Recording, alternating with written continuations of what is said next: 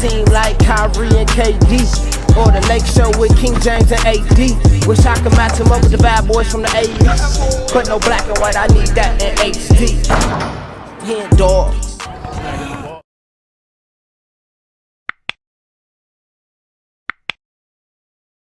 Yo, what's good, y'all? It's your boy HenDawgz, and we back to it. You know how we do it.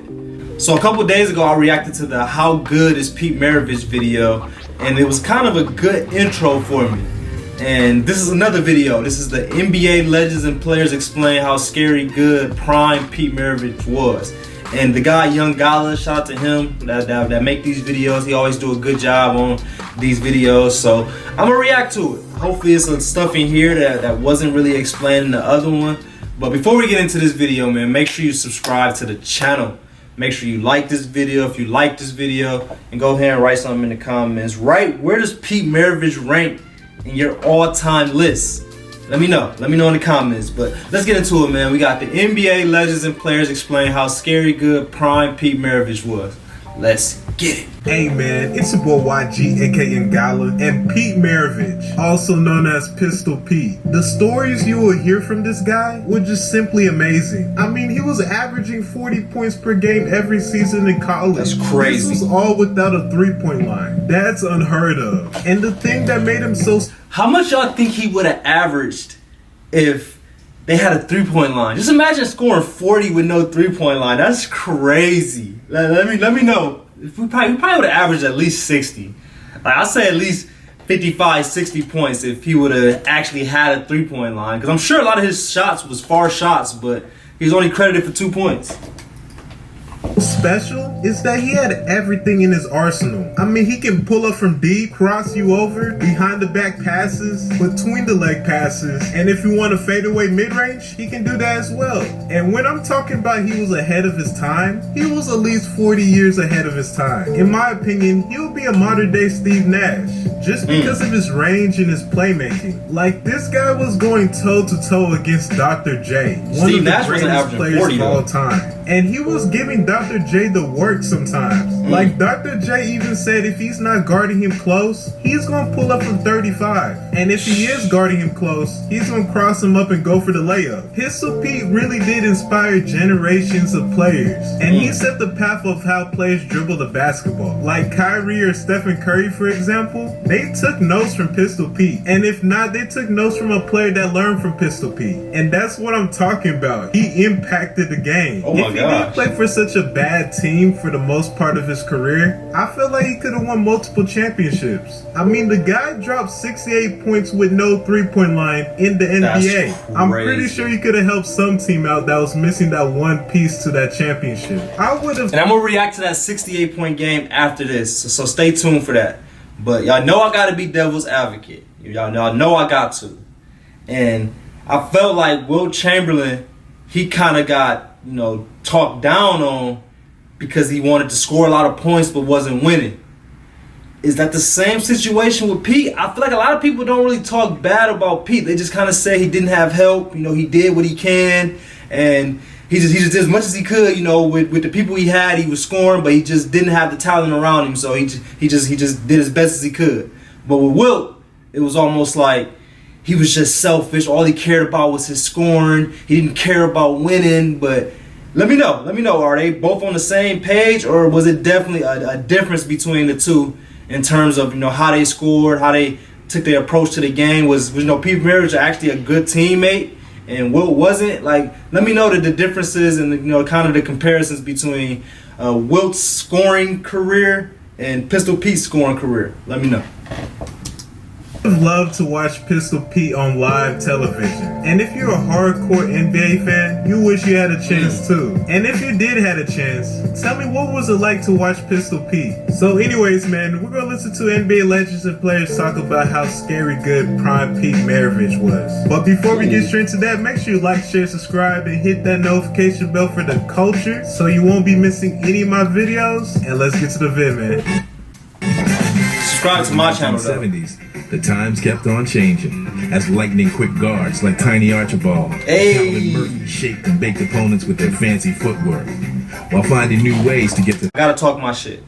Tiny Archibald. I'm playing Tiny Archibald in the HBO Winning Time, the show that's out on HBO right now.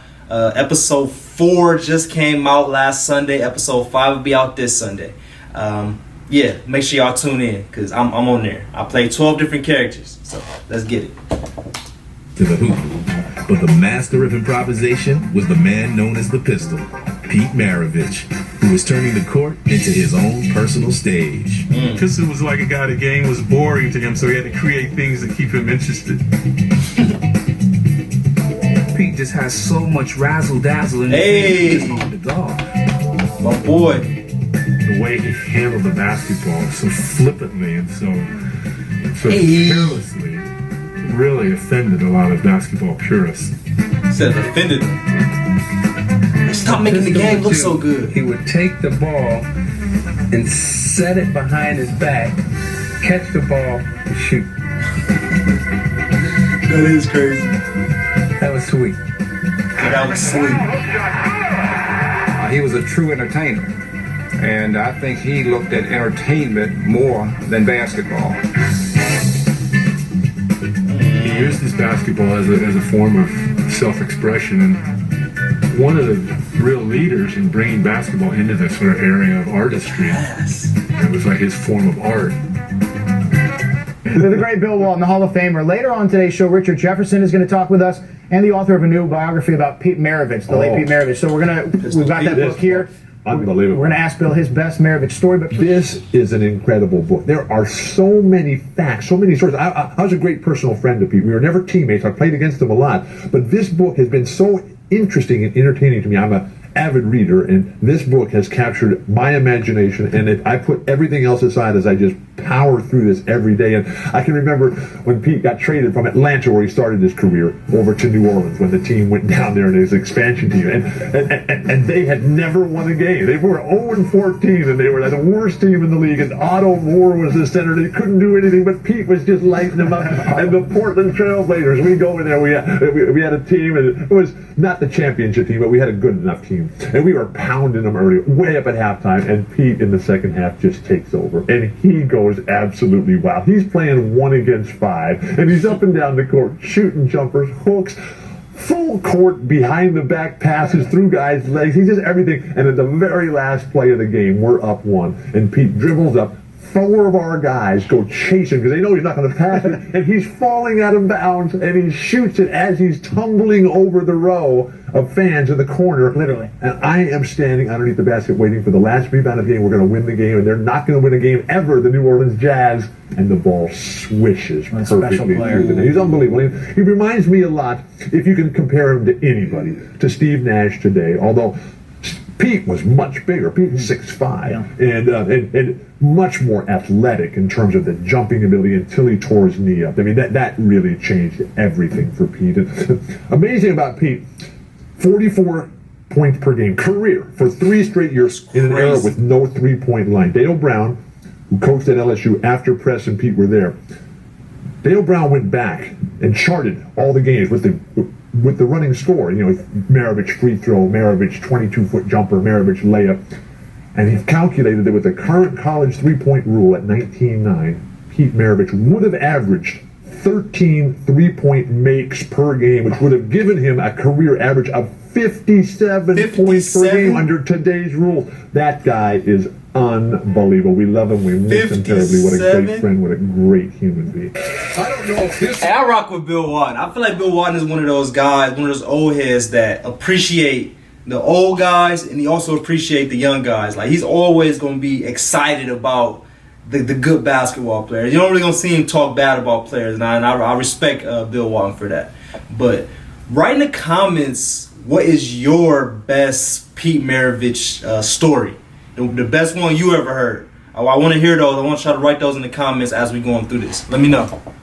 Is in the documentary or not, but I know there was a brief moment in the early 70s when you were with the Atlanta Hawks for part of a preseason, and the word was you and Pistol Pete would stay after practice and play. True? Absolutely. What were those like? Absolutely.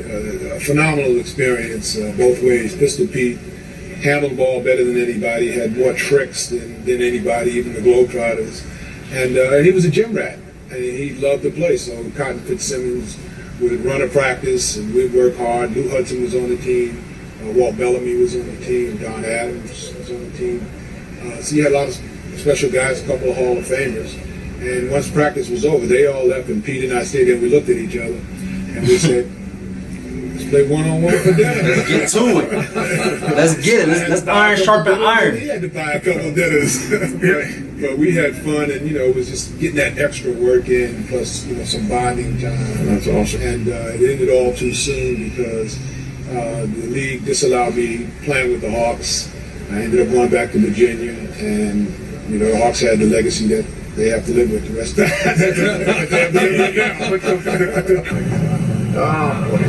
Yes, to me, his legacy is unbelievable. He just started at his time at LSU, not playing his freshman year, averaging 44, 45, 44 game, 3-point training. He's the all-time leader in collegiate history in just 3 years. His game was before his time. He was a guy who was going behind the back, between the legs, going behind the back passes, flashing passes in an era where no one really saw that. It's great to see him get recognized right now. Unfortunately, his death was a little bit sooner than people expected. But his legacy lives on. So would y'all say that's a good comparison for Pete is Steve Nash? Because I feel like scoring 44 points 3 straight years in college, and then I think they said like second, third year in the league he was averaging like 27. That wasn't really what Steve Nash was about. So would you compare him more to like a Luka, or is Steve Nash appropriate? Let me know in the comments who is his best comparison, Pistol Pete. Well, I kind of look at Pistol Pete as more like a white chocolate. White chocolate. I can see the resemblance. Jason Williams. That fast. He asked him, do he play like Kyrie? It's real flashy. Heavy game, and they both really good in this league. So, I think Kyrie is Came out early to see his number get retired, and just knowing the impact that he made on the game. My dad probably has to move out of the way. AI's probably got more out of the way. Kobe's probably got more out of the way. But Pistol Pete was unbelievable, man. And I wish there were more highlights. I sit there and just type in Pete Maravich and watch him just, really transition from college, from LSU into the NBA, be able to score the basketball and be able to pass like that. And he was just having a whole bunch of fun. And he still didn't think he was playing well enough when he scored like 60 or 50. So a great player like that, echoes greatness. So he's great. Pete Maravich, the New Orleans Jazz, in my opinion, one of the great guards that ever played the game. So many things he's done from the time he was a little bitty one to make basketball not only his life, but a part of his hands. Now you see that little drill he did there? That looks simple, but it has meaning. Everything he does has meaning. What about that drill, Pete? This right here is just for a coordination standpoint of just, you spread your legs out, and the object is to throw the ball at a 45-degree angle, catch it behind you, and throw it back with your wrist, getting stronger wrist. This just develops the coordination part of it and leads up to a more dramatic part of a drill, which I call the bullet ricochet. Yeah, but you told me don't bend your knees, right? You don't want to bend your knees. You'll ever get hurt. Because if you do, you open up a pocket under there, and you might end up where you don't want to end up. All right, let's see you do it. Okay, this is coordination. Now watch it very closely. He goes faster and faster. Now it develops into what I call a bullet ricochet, where you just throw it and you continually increase your speed and continue to increase your hand quickness. Oh my, that's scary.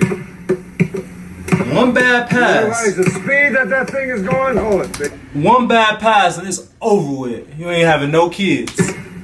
Gets me nervous. Every time he does that, it gets me nervous. Makes me nervous too. Pete Maravich, my Yeah, I'm opinion, cool on that drill. one of the great gods in basketball, did not get there by accident. He worked, he trained, he developed, and that's why he's Pete Maravich. So guys, hopefully this showed you how great Pistol Pete was. Why did Ray, was that a commercial? But shout out to my guy Red Auerbach. That was Red Auerbach, right? I'm almost positive that was him. What was that? You know, why did they have a Boston Celtics GM owner, whatever he was, doing a promo video with a New Orleans Jazz player? Because he really did change the game. And tell me, what is your favorite moment for Pistol Pete, if you have one? And where would you rank him on the all-time list? So make sure you like, share, subscribe, and show love to the YG gang. And I'm out. Great video like always. Shout out to YG, aka Young Gala, like he called himself. Where does Pistol Pete rank at in your all-time list? Let me know. At the top 5, top 10, top 20. Give me a little bit more insight on how you feel about Pistol Pete. But I appreciate y'all like always, man. Until next time, make sure y'all subscribe to the channel. Make sure y'all like this video and go ahead and write something in the comments. We out.